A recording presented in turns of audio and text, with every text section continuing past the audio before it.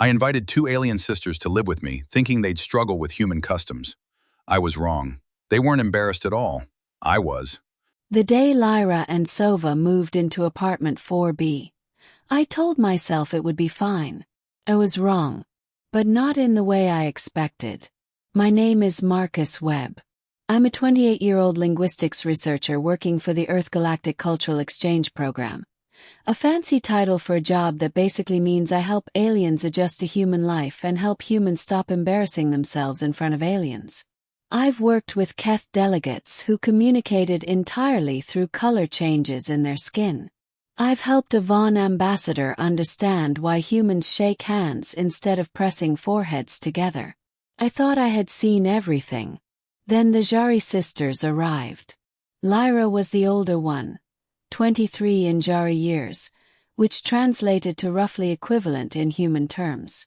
She had the kind of face that made you forget what you were saying mid-sentence.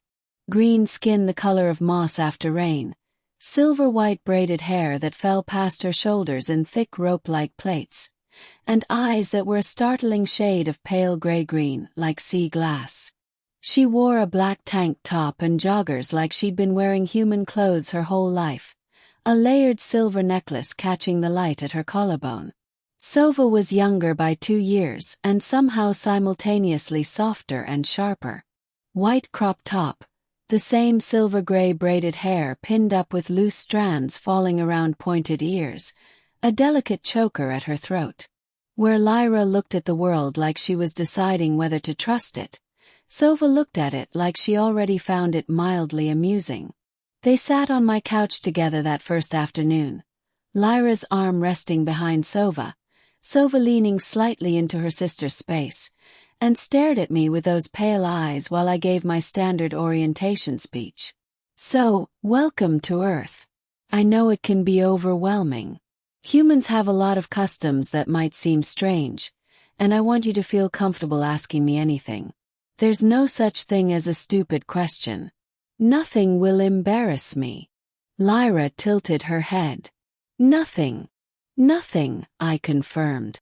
She glanced at her sister. Something passed between them. Quick, wordless, the specific language of siblings who have known each other their entire lives. All right, said Sova. Why do humans apologize to furniture when they walk into it? I opened my mouth, closed it. I started. That's actually a really good question. It went like that for the first week. I had prepared for the sisters to be confused by human customs. What I had not prepared for was how thoroughly they had already done their research, and how precisely they aimed their questions at the gaps in human logic that most humans never thought to examine. Day 2. Lyra asked why humans said, "I could care less," when they meant the opposite. Day 3. Sova asked why human buildings had stairs and elevators, but humans consistently felt guilty for choosing the elevator. Day 4, the one that genuinely silenced me. Lyra looked up from the book she was reading, a worn paperback novel I'd left on the coffee table, and asked without looking up, "Marcus, in human romantic stories, why does the person who loves the other one most always wait the longest to say it? Is silence considered a gift here?" I sat with that question for a long time. "I don't know," I said finally. "I genuinely don't know." Lyra turned a page. "Honest answer. I respect that." By the second week, I realized something uncomfortable. The sisters weren't struggling to adapt to human life. They were documenting it, with a calm, affectionate curiosity of anthropologists who genuinely liked their subject but refused to pretend it made complete sense. They cooked. Lyra had learned 17 human recipes in the first 5 days, approached each one with the focus of a scientist, and produced food that was, I say this without exaggeration, better than anything I had made in my own kitchen in 3 years. She presented the first meal without ceremony, setting the plate in front of me and returning to the counter to clean up before I'd even found words. "This is incredible," I said. "It follows logic," she replied. "Heat plus chemistry plus time. Humans overcomplicate the emotional relationship with food. We have a word for that, I said. It's called cooking shows. Sova laughed from the couch, a short, bright sound like a bell struck once. It was the first time I'd heard her laugh, and it was so unexpected and genuine that I found myself smiling before I knew I was doing it.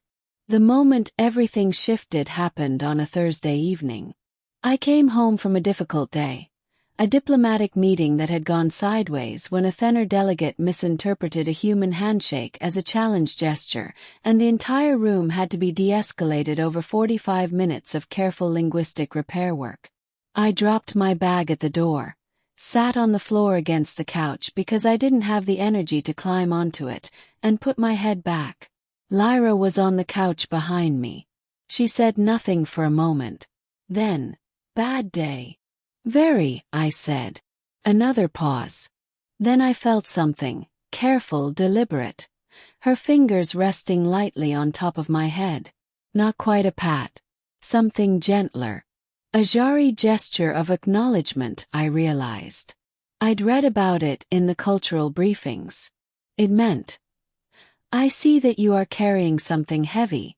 You don't have to carry it alone right now." I didn't move. Didn't speak. After a moment, Sova appeared from the kitchen doorway, looked at the scene, and simply went back inside. 30 minutes later she appeared with 2 cups of something warm that smelled like cardamom and something else I couldn't name. She handed one to me. One to her sister.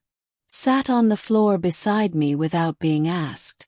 We sat like that for a long time, the 3 of us quietly, in an apartment that had started to feel like something different than what it was before they arrived. Weeks later, a colleague asked me how the cultural exchange was going.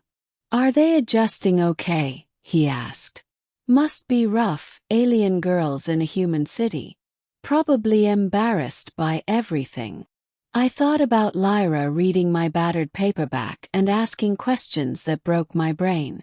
I thought about Sova's single bright laugh and the way she handed me a warm cup without needing to explain why. I thought about 2 sisters sitting on a couch like they owned the gravity in the room, which in some way I was still figuring out they did.